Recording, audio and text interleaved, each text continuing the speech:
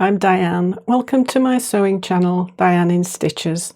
I'll be talking all about sewing, what I've made, what I'm going to make, patterns, fabrics, etc. So hopefully you'll enjoy listening to what I've got to say. This week's going to be a little bit different, and you may have known last week I put a post up that my sister hadn't been very well. She was in a nursing home. Unfortunately, she has now passed away this week, so I just thought I'd come on and just keep everybody updated on that. Thank you everyone for your lovely comments and wishes and thoughts, everything on that post last week. It's much appreciated. So you just have to excuse me this week. I'm just muddling through this, but I thought I would just show you. I have actually made a garment this week, in and out of everything else that's been happening. I'd actually cut this out and another sweatshirt. These were the sweat fabrics that I ordered from Lamazi Fabrics a few weeks ago, and I'd pre-cut them out. I don't normally batch cut things out, and I'd cut both this and a Neve sweatshirt a week or so ago. So I did make a start on this. I thought I'll just get one started in between waiting for phone calls from the nursing home, which never came, and I was going every day to the nursing home. I'll talk about that at the end, because you may don't want to trigger anyone, with talk about death. But so if you don't want to hear all that, I'll leave that till the end. I'll go through all that malarkey. So I'd cut these out, and I thought I'll make a start. So I did start doing them. So the toaster sweater is in fact very quick, but it took me sort of like about 5 days over the week. And I did hit upon a few issues with this. It's quite a thick fabric. It's an 82% cotton, 18 polyester. But there's no lycra in it. It's supposed to have 20% stretch, which is what the toaster sweater requires. And this is just a scrap, and it does have some stretch. Unlike the polyester, the cotton polyester that was from Pound Fabrics, which I've just literally got changed. I haven't taken any photos or videos. I've literally just put this on, changed out of my Drew sweater. This is the thing from Pound Fabrics, and this is literally, it does say on the website, this is 70 cotton, 30 polyester. Again, no lycra, and it says minimal stretch. There's literally nothing on that one. So that one probably. And I was a bit unsure about this actually, having 20%. I have checked it. It does sort of more or less equate to 20%. So it would be suitable, but it was so thick to work with. It probably wasn't a good idea. I mean, you can see how it does say for the collar to stand, make sure your fabric's got enough body. Well, this certainly has enough body. Now I wanted to top stitch this one. The cover stitch was having none of it, so I had to do it on the sewing machine. But the only place I couldn't get top stitched was round the cuff, because my free arm on the sewing machine, I could not get it along the free arm at all. And normally if you have a cuff, I can sort of work a way around inside and sort of work your way around it, because this doesn't even scrunch up so that I could get to the seam just on the normal bed of the sewing machine. So I've had to leave that, but I have top stitched, and then I've done the band as well. I'll just stand up. If I get a chance, I'll do a picture, but my mind's not right for that. So I bought some new joggers the other week from Marks and Spencer. I thought I just need some more trousers, and I didn't think I'd have time to make any and mess about, so I just went to Marks and Spencer's and bought a couple of pairs. So, but it feels nice. It feels nice on. this is obviously standing up more than my other one that I made in the cosy colours, but it's quite warm. In fact, I'm going to have to get this video done and probably get changed again, but anyway. So yes, so this was, as I say, it's and because when I ordered this, and I've got the burgundy colour, wine colour as well, which that was the other one. That's going to be just a plain sweatshirt. And that will have ribbing. I ordered ribbing to go with both. And of course, now I haven't used the ribbing on this one because the toaster doesn't have any ribbing requirements.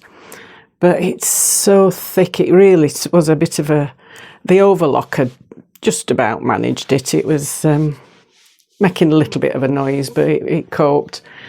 So the toaster is version 1, comes in 2 versions. This is version 1. I've never made version 2. I'm not so keen on that boat neck thing that it has.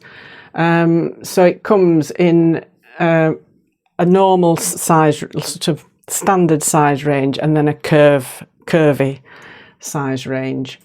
So the normal standard is bust of 31. It's a 00 size. Bust is 31 inches to 47. And then the curvy fit is 16 to a 34, which is a bust of 43.5. So there's a slight overlap between the standard and the curvy size. So it's 43.5 to 61.5 bust measurement. So I'll say it was a fairly quickish sew, but wasn't quick.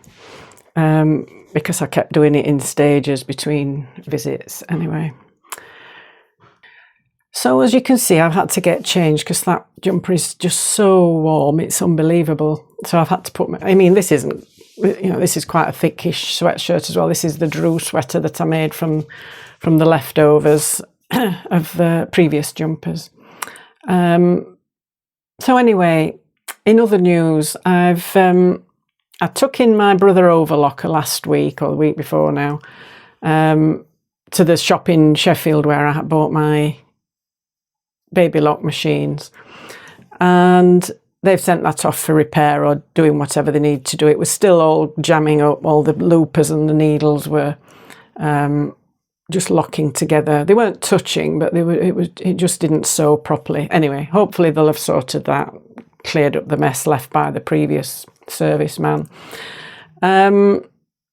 So that's gone in. So I did ring them yesterday because I didn't know whether I'd missed a call I've been on the phone a lot, as you can imagine, this last few days. But she said no, it's not back. It'll probably be next week now, so that's fine.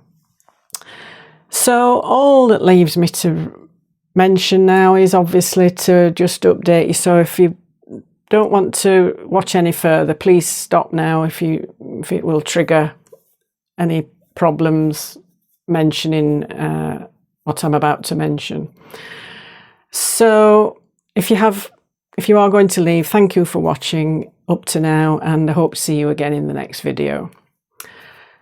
If you're still here and watching, really the news is just to let you know, further to my post saying that my sister wasn't very well, just that she did die this week on Wednesday afternoon. She wasn't really conscious. She'd gone into a sort of a comatose state. She wasn't, obviously she'd not been eating anything and even drinking anything.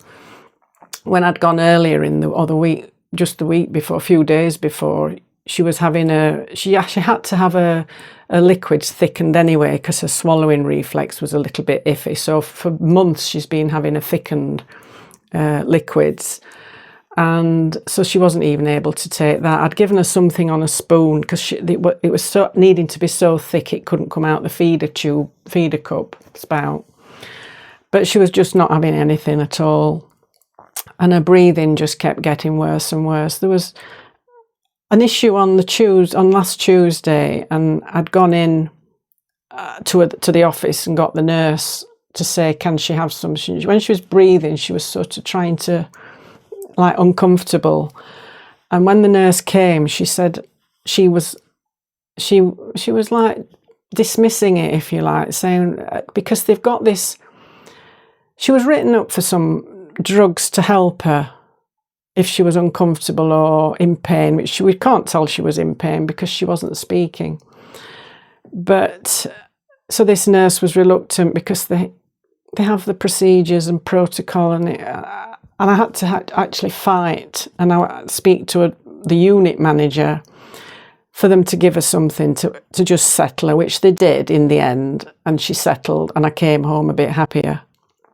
But when I went on Wednesday, she was really poorly, very poorly, and her breathing was bad. And a nurse just came in, actually, not the same nurse I'd dealt with the day before.